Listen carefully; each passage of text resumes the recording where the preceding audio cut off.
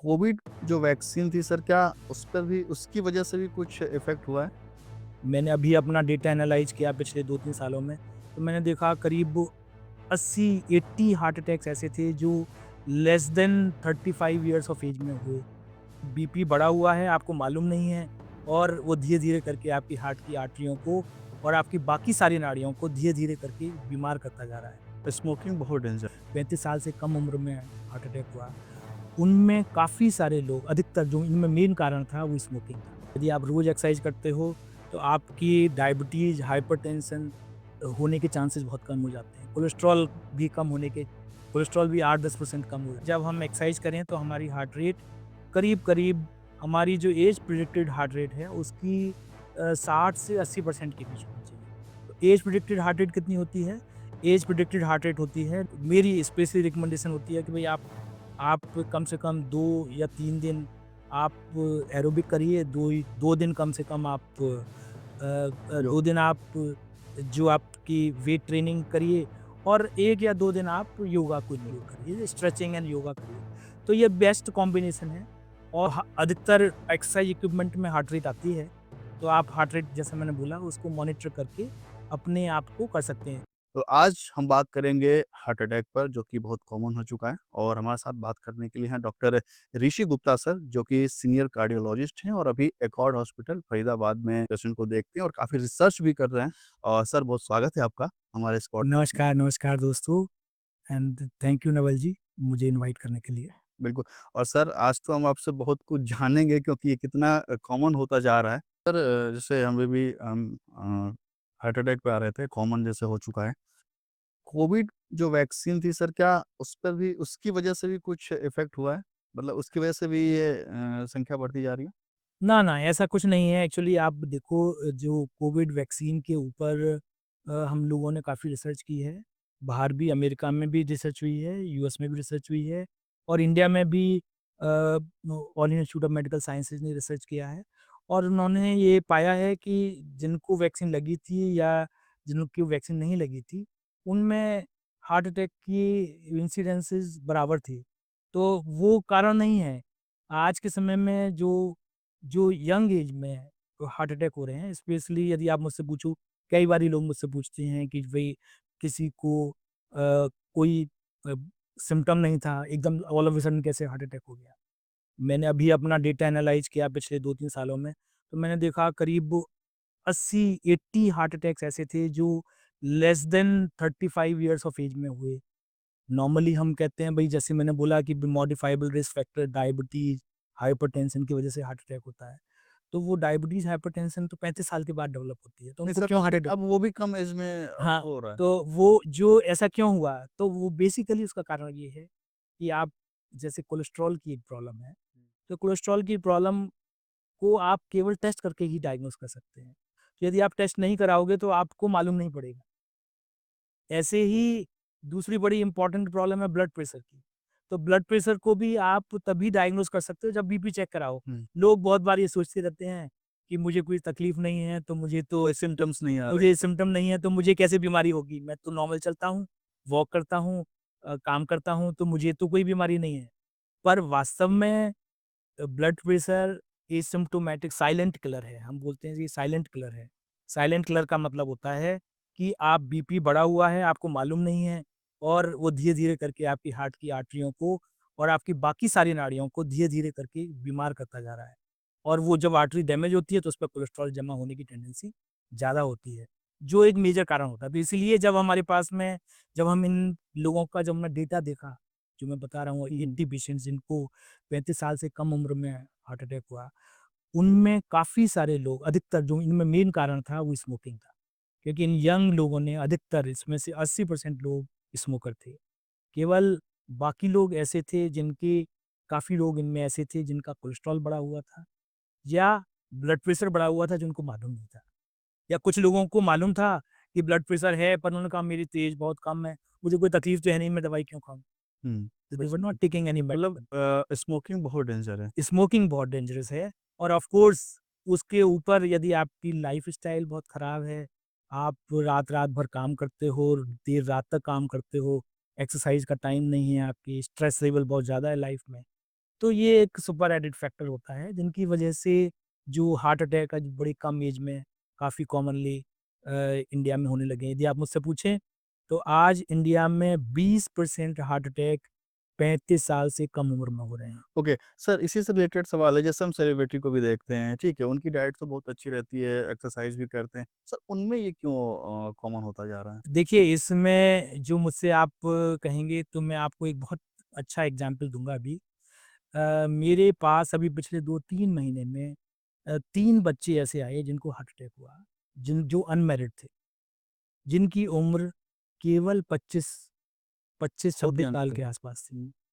तो जब मैंने देखा वो तीनों एक्सरसाइज करते थे, तीनों बॉडी बिल्डर थे, बड़े अच्छी बिल्ड थी। हुँ, रोज़ मतलब आप यदि आप मुझसे पूछिए कि वो मैं बोलूँगा कि यार मॉडलिंग के लिए हुँ, आइडियल थे, पर उनको हार्ट अटैक क्यों हुआ?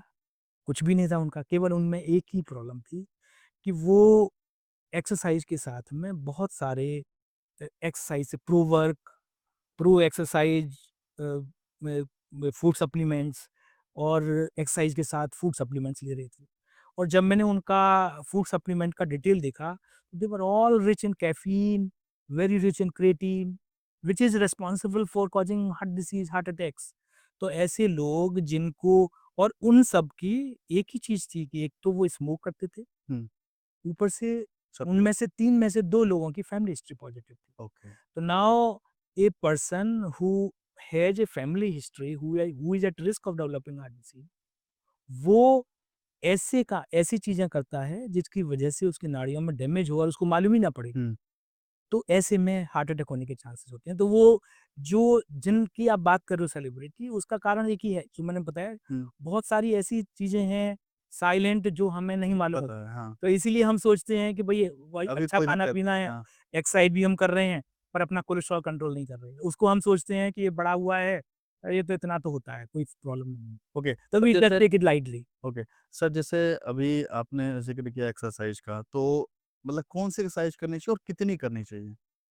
देखिए, जहाँ तक बात है हम हार्ट कार्डियोवैस्कुलर फिटनेस की बात करें, तो कार्डियोवैस्कुलर फिटनेस के लिए हमारे स्टैंडर्ड रिकमेंडेशन होता है कि 150 मिनट की एक्सरसाइज पर वीक हर स्वस्थ आदमी को करनी चाहिए, जिससे कि उसको कार्डियोवैस्कुलर बेनिफिट हो।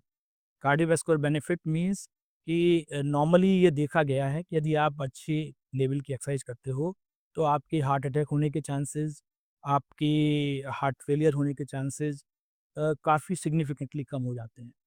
ये भी देखा गया है यदि आप अच्छी एक्सरसाइज करते हो, आपकी फ़िटनेस लेवल अच्छी रहती है, आपकी अ, साइकोसोशियल फॉर एग्ज़ाम्पल जब हम डिप्रेशन हुँ, और एंग्ज़ायटी की बात करते हैं, तो वो डिप्रेशन, एंग्ज़ायटी को भी कंट्रोल करता है। यदि आप रोज़ एक्सरसाइज करते हो, तो आपकी डायबिटीज़, हाइपरटेंशन होने के चांसेस बहुत कम हो जाते हैं। कोलेस्ट्रॉल भी 8-10% कम हो जाता है। तो बेनिफिट बहुत सारे हैं जिनकी वजह से आपको प्रोटेक्शन मिलता है। तो इन बेनिफिट को अचीव करने के लिए ज़रूरी है कि हम कम से कम 1 हफ्ते में 150 मिनट एक्सरसाइज करें। That means at least 30 minutes in a daily. Day. तो और ये जो एक्सरसाइज है मॉडरेट लेवल की होनी चाहिए। मॉडरेट लेवल से मतलब होता है कि जब हम एक्सरसाइज करें तो हमारी हार्ट रेट करीब-करीब हमारी जो एज प्रेडिक्टेड हार्ट रेट है उसकी 60 से 80% के बीच होनी चाहिए। तो एज प्रेडिक्टेड हार्ट रेट कितनी होती है? एज प्रेडिक्टेड हार्ट रेट होती है नॉर्मली किसी भी एज के लिए 220 minus age is the age predicted heart rate. तो यदि आप 40 साल के हैं हुँ, तो आपकी मैक्सिमम हार्ट रेट विच आप जो अचीव कर सकते हैं वो 180 है। तो 180 की 80% तक आप यदि 180% तक आ रही है, एक्सरसाइज़ उस तो वो लेवल तक मैक्सिमम है सर वो मैक्सिमम है। वो मैक्सिमम है। ओ तो आप उसकी 80% तक अचीव करके आप एक्सरसाइज कर सकते हो। ओके। तो नॉर्मली आपकी जो लेवल ऑफ एक्सरसाइज है उतनी होनी चाहिए, हुँ, जिससे कि आप कार्डियोवैस्कुलर बेनिफिट अचीव करो। तो वो करने में आपकी जो हम रिकमेंड करते हैं एक्सरसाइज आप कोई भी एक्सरसाइज कह सकते हो। नॉर्मली आप देखो तो हमारी 3 लेवल की एक्सरसाइज है, जो हम बोलते हैं। एक है एरोबिक एक्सरसाइज। हुँ, एरोबिक एक्सरसाइज में आपकी रनिंग, वॉकिंग ये सब आता है। इसके अलावा स्विमिंग आप कर सकते हो, स्टेयर क्लाइंबिंग आप कर सकते हो। हुँ, तो ये हमारी एक्सरसाइज हैं जिनको हम कार्डियो एक्सरसाइज बोलते हैं। ओके, तो ये इम्पोर्टेंट एक्सरसाइज़ेज़ हैं। दूसरी होती हैं जिनको हम बोलते हैं कि अगेंस्ट प्रेशर एक्सरसाइज बोलते हैं या जिनको हम वेट ट्रेनिंग आप कह सकते हो कि हम उसमें पर्टिकुलर मसल ग्रुप की एक्सरसाइज करते हैं, तो वो भी इम्पोर्टेंट है। They also beneficial to your cardiovascular, to your heart, हुँ, तो वो आप कर सकते हो। और तीसरी लेवल की एक्सरसाइज होती हैं जिनको हम स्ट्रेचिंग एक्सरसाइज बोलते हैं, जा या योगा हम कहते हैं। तो ये तीनों ही आपके लिए इम्पोर्टेंट हैं, तो हम कहते हैं भाई इनको कैसे बैलेंस करें। तो हम हमारी रिकमेंडेशन, मेरी स्पेशली रिकमेंडेशन होती है कि भाई आप कम से कम 2 या 3 दिन आप एरोबिक करिए, 2 दिन कम से कम आप 2 योग दिन आप जो आपकी वेट ट्रेनिंग करिए, और 1 या 2 दिन आप योगा को इंक्लूड योगा। करिए, स्ट्रेचिंग एंड योगा करिए। तो ये बेस्ट कॉम्बिनेशन है, और ऐसा नहीं है कि केवल 150 मिनट करना ही अच्छा है, हुँ, यदि आप ज़्यादा करते हैं तो और भी ज़्यादा अच्छा है।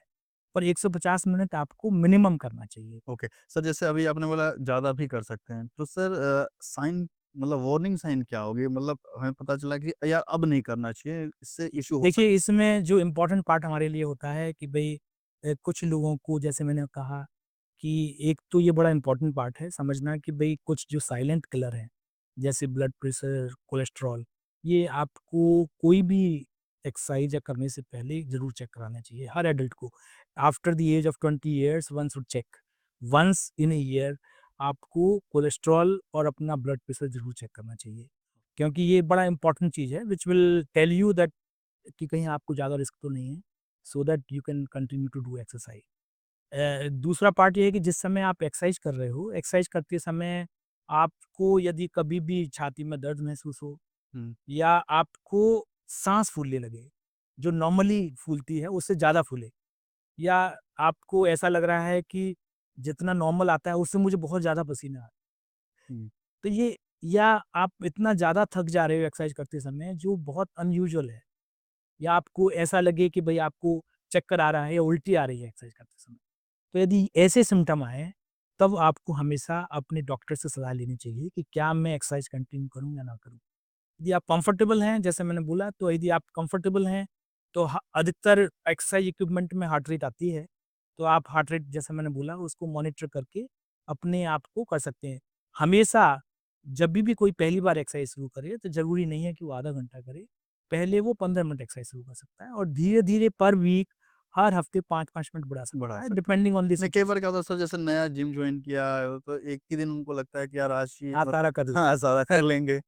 तो आज के पॉडकास्ट में हमने जिन बातों का ज़िक्र किया वो बहुत ही इम्पोर्टेंट था और मैं यकीन से कह सकता हूँ डॉक्टर ऋषि गुप्ता सर ने जो भी बातें बताई अगर आपने उसको फ़ॉलो किया तो आपके लिए बहुत ही बेनिफिशियल होगा और बहुत काफ़ी आगे चल के बेनिफिट भी देगा और डॉक्टर ऋषि गुप्ता जी बहुत धन्यवाद सर आपने हमें टाइम दिया और हम आगे भी कोशिश करेंगे कि आपका इंटरव्यू करें और भी टॉपिक पर।